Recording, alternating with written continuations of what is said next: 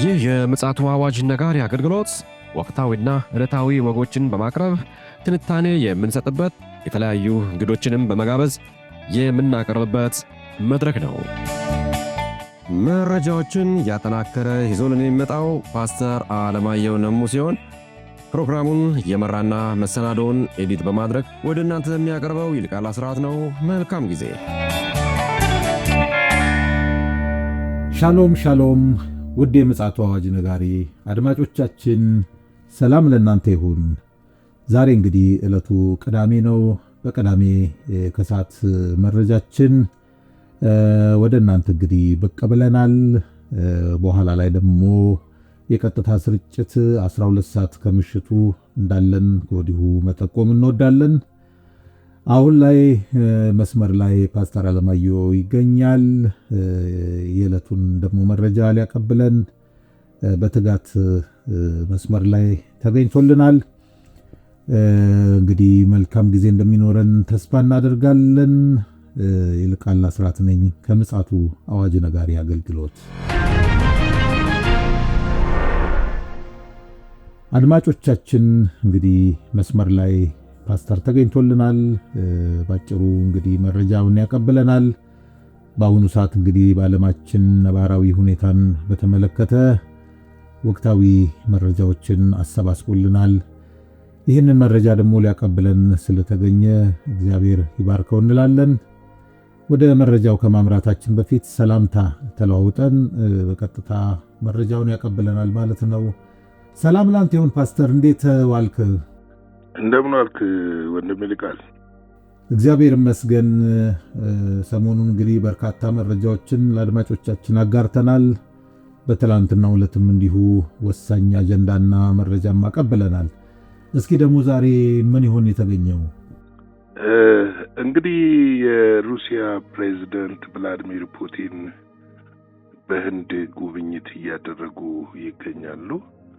ነገር ግን ጉብኝት ማድረጋቸው ሳይሆን በህንድ የተደረገላቸው አቀባበል ዓለምን ሁሉ አስደንቋል። በጣም ከፍተኛ የሆነ አቀባበል ነው የተደረገላቸው።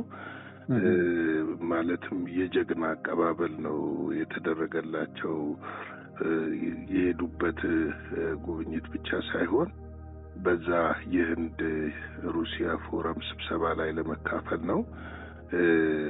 እንግዲህ በቤተ መንግስት የተደረገውን አቀባበል በጣም የሚያስገርምና የሚያስደንቅ ነበረና የህንዱ ጠቅላይ ሚኒስትር ናሬንድራ ሞዲ ለወዳጄ ከዚህም በላይ ይገባዋል ብለው ተናግረዋልና ይህ ደግሞ ትንሽ በአውሮፓውያኖችንና አሜሪካንን አፍንጫ ያስያዘ ነገር ሆኗል።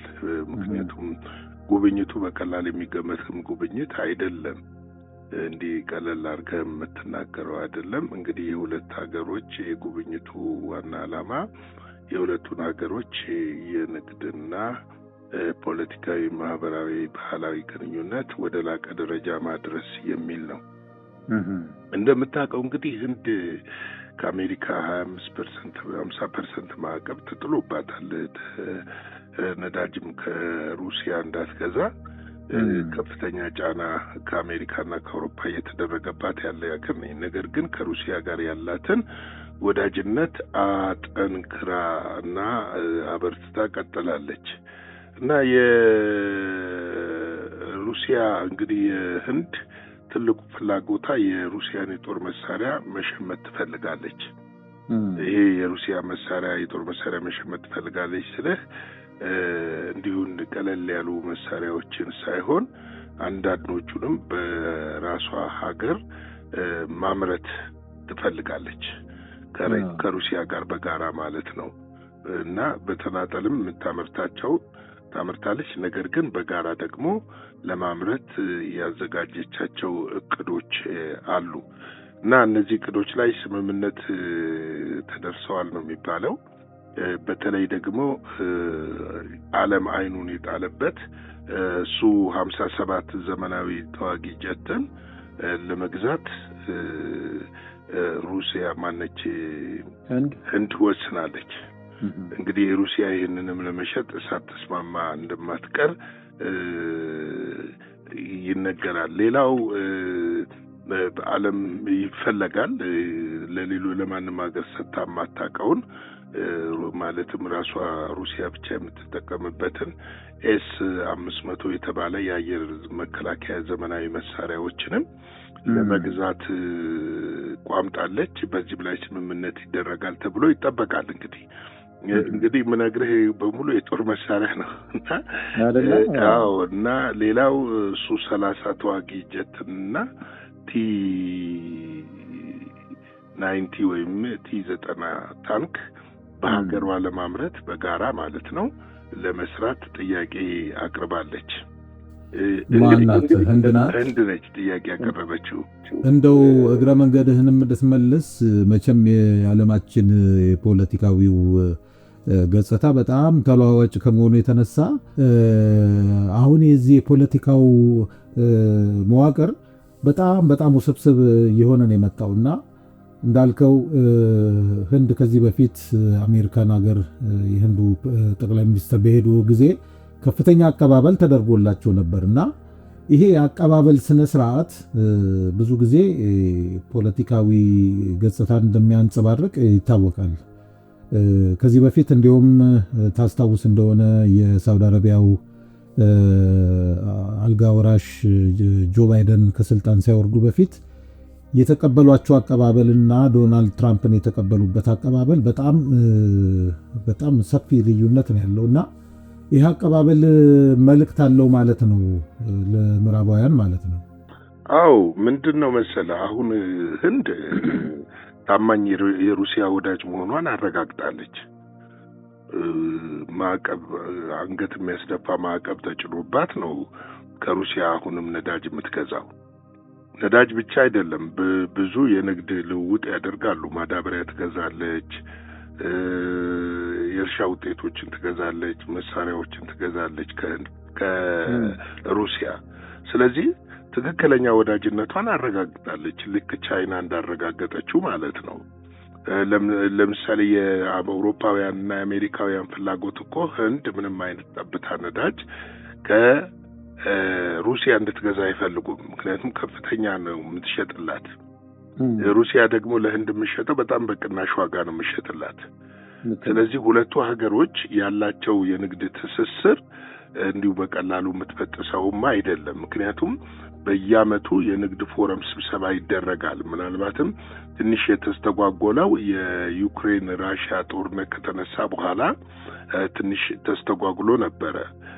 ለአንድ ዓመት ምናምን አይል እንደዚህ ተስተጓጉሎ ነበረ። ከዛ በኋላ እንደውም እኮ ናሬንድራ ሞዲ በህንድ ሩሲያ ፎረም ስብሰባ በ2023 ይመስለኛል 23 ተገኝተው ነበረ ሞስኮ እና ሞስኮ ደማቅ አቀባበል ነው ያደረገችላቸው። አንዳንድ ነገሮች ምን መሰለ ታሪካዊ ወዳጅነት የሚባሉ አሉ። ትስስሮቹን በምንም ልትበጥሳቸው የማትችለው ለምሳሌ በአውሮፓና በአሜሪካ መካከል ያለውን ትስስር አሁን ነው እንደው እየለዘበ እየላላ በዓለም በዩክሬን ጦርነት ምክንያት በንግድ ሸሪክነት ምክንያት ባለመግባባት እየመጣ ያለው እንጂ እነዚህ የሁለቱ ሀገሮች ትስስር ልትበጥሰው የምትችለው አይደለም። እና እንደው አንዳንዴ ልትለየው በእምነትም ጭምር ይገናኛል በብዙ ነገር። ለምሳሌ አሜሪካ የወሰነችውን አውሮፓ አጨብጭቦ መቀበል ብቻ ሳይሆን ውሳኔውንም ያስፈጽማል። አሜሪካ የምትቃወመውን አውሮፓም ይቃወማል። ለምን ተቃወምሽ አይሉም። ልክ እንደዚሁ አይነት ትስስር እየገነቡ ያለ ይመስላል። ሁለቱ ሀገሮች እንግዲህ የሁለት ቀን ጉብኝት ነው በዛ የታሰበው። ትናንትና ማምሻውን ጉብኝታቸውን የጨረሱ ይመስለኛል። በጣም ሌላው በጣም አስደንጋጭ የሆነውና ለሌሎችም መረጃ ማግኘት ያልቻሉበት የራት ፕሮግራም ነበረ። ይህ የራት ፕሮግራም እንግዲህ ብዙ ጊዜ ሲደረግ ጋዜጠኞች ይገባሉ፣ ታዋቂ ነጋዴዎች፣ ብዙ ሰዎች ይጠራሉ። ምንድነው ኢንፎርማል ነው የሚባለው? እንደዛ አይነት ነገር ነው የሆነው። ምን አይነት ነው የሆነው? የሩሲያና የህንድ ጥቂት ፖለቲከኞች እና ናሬንድራ ሞዲና